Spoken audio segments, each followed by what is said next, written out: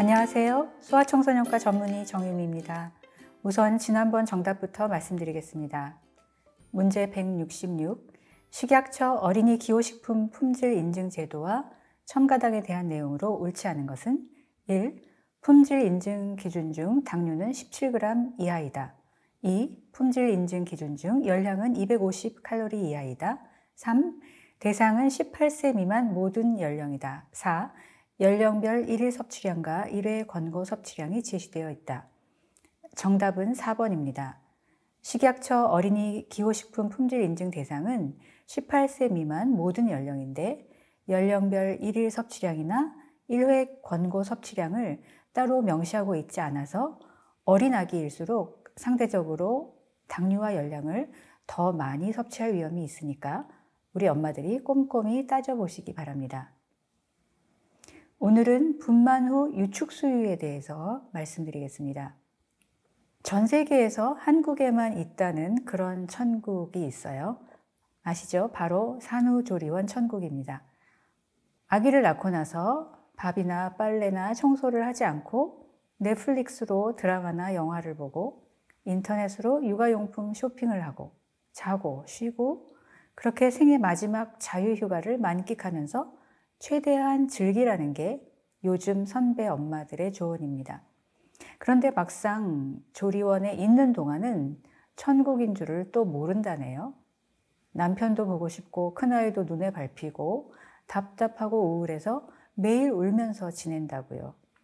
게다가 아기가 잘 못 먹으니까 수유 콜을 받고 가서 좀 물려보다가 분유 먹이고 또 3시간마다 젖을 짜야 하니까 이건 유축 지옥, 젖소 공장이라고, 조리원 천국은 남 얘기라고, 전생에 젖소였던 것 같다고, 젖소가 된 기분이라고 합니다.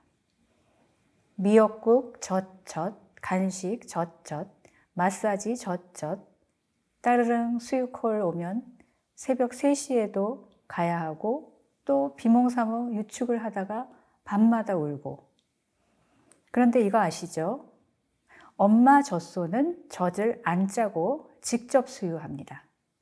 사람에게 줄 젖은 짜지만 자기 새끼에게는 그냥 직접 먹입니다. 젖소가 한글을 안다면 이런 얘기 듣고 기분이 좀 나쁠 것도 같습니다.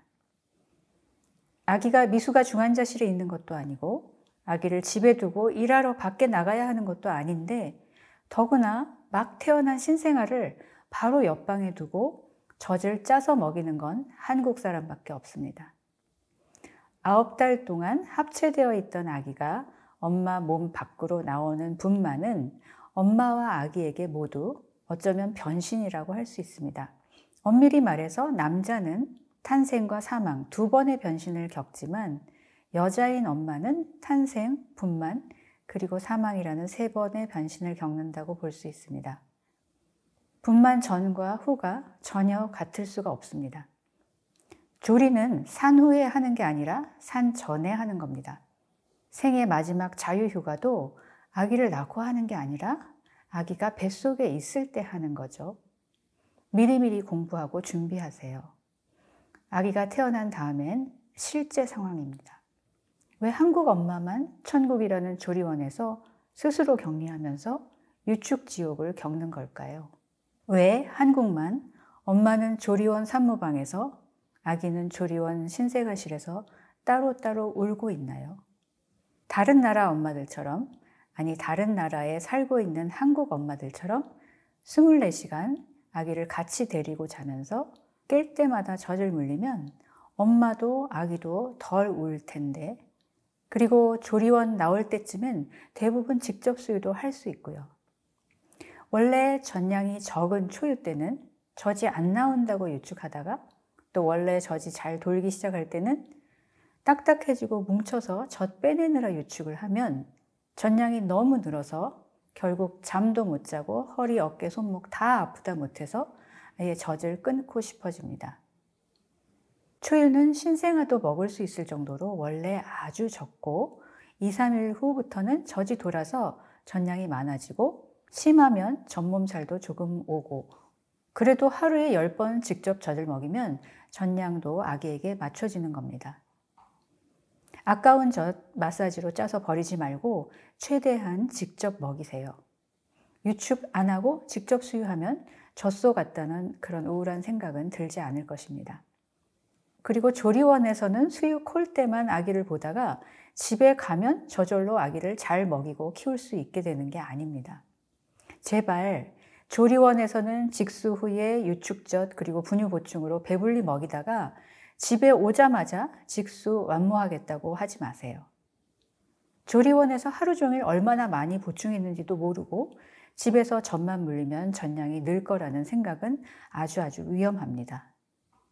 물론 잘 되는 경우도 있지만 젖량이 많이 부족하거나 아기가 젖을 잘 물지 못하거나 아니면 다른 문제가 있다면 아기가 배를 고를 수도 있습니다.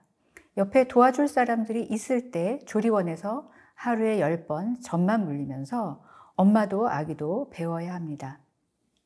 직접 수유로 젖만 먹일 생각이라면 밥, 빨래, 청소 같은 것 안 해도 되는 산부인과와 산후조리원에서 젖만 직접 먹이세요. 2, 3주 동안 엄마 몸조리 하느라 조리원 신생아실에 있던 아기 집에 와서도 고생시키지는 말아야 하겠죠. 오늘 문제입니다. 문제 167. 산후조리원 유축수유에 대한 내용으로 옳지 않은 것은 1. 젖량을 늘리려면 처음부터 3시간마다 젖을 짜야 한다. 2. 젖몸살을 예방하려면 3시간마다 젖을 짜야 한다.